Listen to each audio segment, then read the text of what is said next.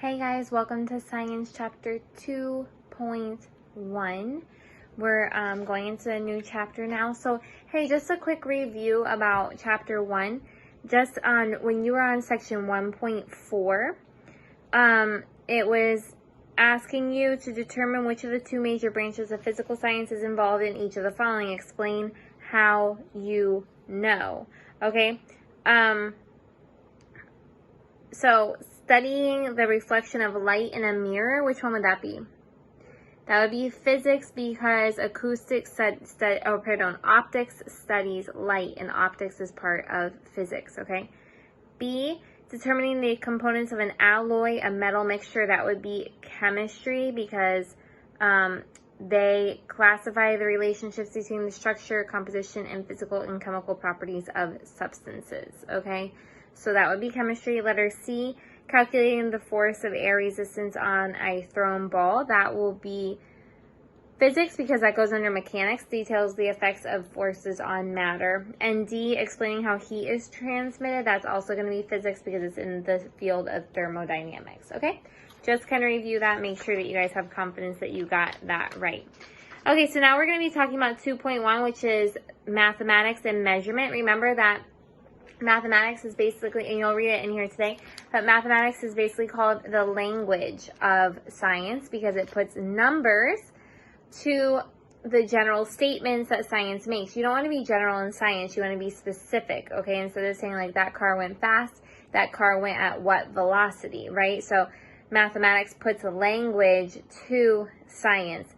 So the concepts that you need to talk about today, you need 3 to 5 sentences on why is math so important to science. Number 1, easy one. And number 2, give examples of mathematical patterns in creation. Okay, so there's a whole green section on that in like 1.5 pages.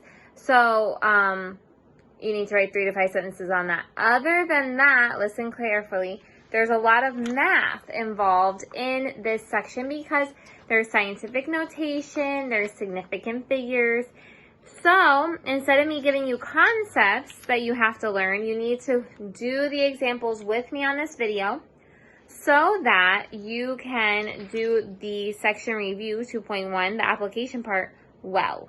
Okay? Well, because hopefully we'll have time to look at that, and you're going to have to correct it if you get it wrong. Even if it's next week. It may not be today, but it might be next week for you to do that. Okay, so I brought the whiteboard with me today so that we can go over some of these example problems. Okay, so look what it says. Let's go over to page 26. Page 26. We're on significant figures, okay, you guys? Significant figures or significant digits that they call them, okay? Now, Ismar, you have never seen these, but the other students have, so if you feel like not confident, you can either text me or you can text them as well. And you're like, no, not us, we don't remember. Okay, yeah, but we did work on them in class, and so you should be able to, like, bring it back to memory, okay? Go down to where it says counting significant digits, because here are the rules, okay? Significant digits, remember, guys, show scientists, and you'll read about it, so I don't need to say a lot about it, but it shows scientists how exact your number is. How exact your number is. Because when you have a number that, let's say that's 25.4, the scientist needs to know, is that 25.4321679, or is that 25.4 exactly 00000 after it, right? So significant digits gives an opportunity to show how exact numbers are, okay? Not something that we're going to see is super important, but if you were in a scientific field after you graduated, then yes, you would find it a lot more important in reading reports and reporting data, okay? Look what it says, counting significant digits. A few simple rules can be used to determine how many significant digits are in a given value. Number 1, all non-zero digits are significant and should be recorded. Easy, okay? Look at letter A on the example 2.1. Letter A, example 2.1. What they're saying is that 811 has how many significant digits? 3, because all non-zero digits, that means all the digits that are not 0 are what?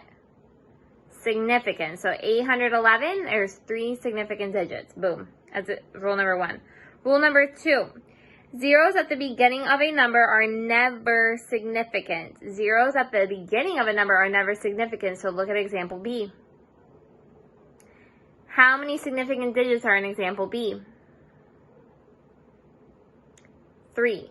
Because the zeros never count in the beginning of the number. So 0.0 doesn't count. You cross that out. 917, that has 3 significant digits. I'm not changing the number. The number is not 917. The number is still 917 ten thousandths. Okay, but the digits are significant, are just those 3. Look at number 3. Zeros between non-zero digits are significant. Okay, so look at letter C. How many significant digits are in letter C? 4, because the 0 in between the non-zeros are significant. Okay, so the zeros at the beginning are not, but the zeros in the middle are. So 4. Look at letter D, number 4, pardon.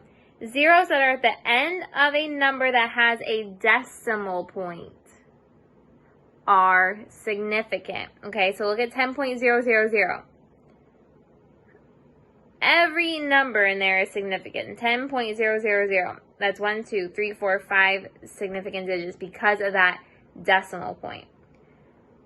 0.7900. Okay, the 0 at the beginning never counts. But look, 7900, those are all significant because of that decimal point.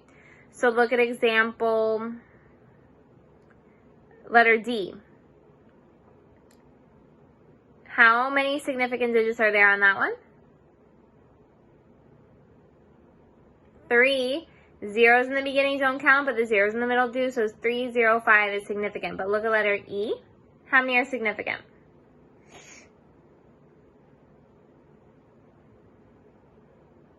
3, because there's a decimal point there, so 400, they're all significant.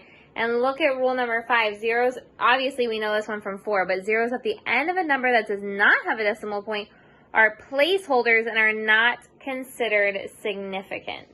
Okay, so look at letter F. How many significant digits are there in that one? 1. Okay, 1. Because there's no decimal point to make that 0 significant. Look at letter G. How many are significant? 2, because of the decimal point. Okay, so if you don't feel comfortable or it went too fast, there's an explanation for every one of those solutions right there in the example 2.1 box. Okay, but now let's look at calculating with significant digits. When performing, we're just going to read it. When performing a calculation with measured values, the answer must have the proper number of significant digits. In multiplication and division, the answer is rounded to the same number of significant digits as the least significant factor. So listen to what that means. If 3.24 is multiplied by 0.08, the least significant factor is 0.08 because look, 3.24, guys, has how many significant digits? 3. And 0.08 has how many significant digits? 1. So that means that your answer is going to be rounded to have how many significant digits? 1 only. It can only have as many significant digits as the least significant factor. Okay? So the answer must have only 1 significant digit. So when you do 3.24 times 0.08, it's going to equal 2.592, but you have to have only 1 significant digit. So you can only have that 0.2, but it really rounds up to 0.3. Okay? In addition and subtraction, results are rounded to the last place. By the way, if you see that squiggly equal sign, it's telling you what it means right here. It means approximately equal. It's like más o menos equal. It's not exact. And you're going to see that a lot, and now you know why, in case you didn't know before. In addition and subtraction, results are rounded to the last place that is significant in the least accurate measurement. Okay? Results are, you're going to see the example, what that means.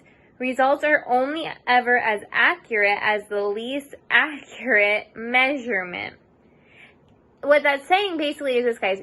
If you have a measurement that is considered less accurate, how are you going to get an answer that has more significant digits? Okay, let's go into it. Let's find an example and I'll explain it to you.